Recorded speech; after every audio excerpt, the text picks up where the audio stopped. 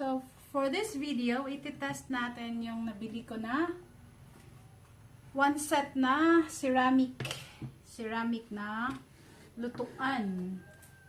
So, magluluto tayo ngayon ng sayote. Dahil kahit kailan, hindi siya magiging sayote. Correct. So, isusutay ko lang. Usually, non-stick daw to. Try natin. Pero kunti lang yung nilagay ko na oil.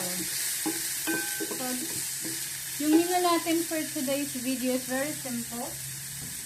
It's just sayote and eggplant. So, sutay ko lang yung onion, garlic, and syempre, kamatis.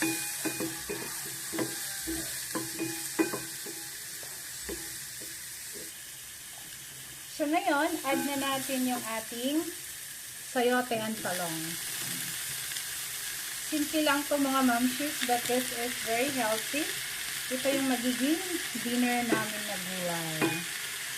So, yung sayote, yung bili ko dyan, ano lang, 10 piso. Yung talong, pinitas ko lang from my sister's house. Sa garden ng aking kapatid. So, literally, ano yan, healthy. So, cover ko lang to para mag-absorb yung aroma ng ating garlic. So, syempre, after natin siya makover, lagyan natin ng toyo. Para sa mga asawang, ang tindi ng toyo. Diba? Madalas, mataas yung toyo pag pag walang pera. Ganon. So, usually, if hindi talaga natin dapat damihan yung toyo. Pero, since may mga kids, they love toyo. So, yan. Nilagyan ko siya ng toyo. And then, lagyan ko rin ng konting tomato sauce. Kasi hindi na ako maglalagay ng ng water. I mean, ng asin. Ito na lang. Diba? Tomato sauce. At hindi rin, oyster sauce. At hindi rin ako naglalagay ng kung ano man yan, bitchin, magic, whatever. Ganyan lang siya. So, for now, lagyan ko lang ito ng kunting water. Water from Mississippi River. Charas. So, yan. Konti lang para mananan pa rin siya. And then, cover ko ulit hanggang sa maluto na siya.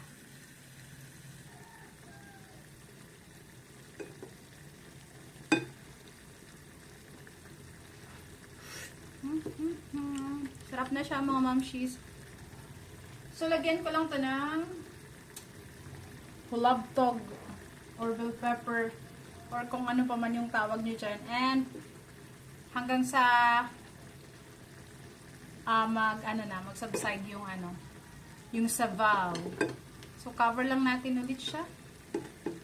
Diba? So, mga mamshis, goods na po ini. Goods na ini para dinner. So, ipi-plating ko na siya. Okay.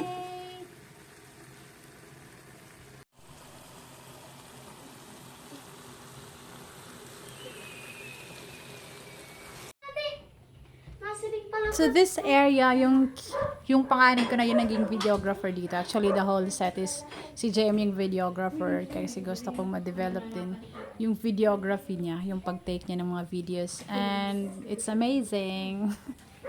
Diba? And masarap talaga yung food. Super healthy. Na nakaluto kami ng sayote and talong. Naginisa lang namin, diba? With toyo and oyster sauce. So, now we will move to cooking of the ulam or bulad. So, for our next menu, after ng talong at sayote, we will now be frying ng ulam namin. Ang ulam namin ay very special. So, mag-add lang ako ng little oil since sabi niya, hindi naman siya masyadong need ng maraming oil. Pinaglutuan ko lang to ng talong at saka sayote ha. So, I'll be frying ang aming specialty for tonight. Bulad. Mas Siyempre, special. ko to, hinugasan. So, dito na rin ako magpa-fry ng bulad. Bulad, or ano ba tawag niyo dito? Dried. Bulad, tuyo. Whatsoever.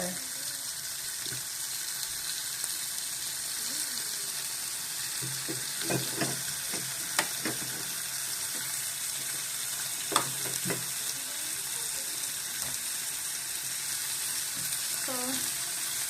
try ko talaga to.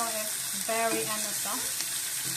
Nagustuhan ko dito kasi nakita ko lang po sa TikTok shop, okay? Under Liu's na shop. TikTok shop. So, 4,000 usually yung amount na yung one set. Nabili ko siya ng 1,385. Kasama na yung crate. So, isang set yan. Diba? So, super happy ang mamshi. So, masarap to. Masarap ang dinner namin. Tuyo and sayote and eggplant.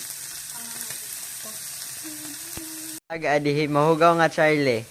Singa na hello. So mga mamshis, luto na po ang ating bulad. May da iluto nga iba na, may da padiri. So kukuhaan ko na lang luto para mag-focus na kitahan. Diri pa luto. Parang nabubulok at di nabubulok. Ay!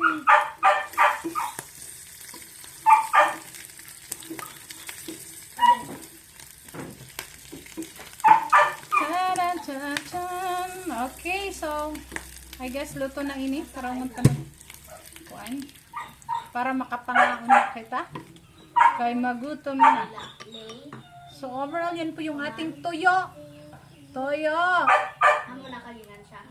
Para pangaon kita. Ha,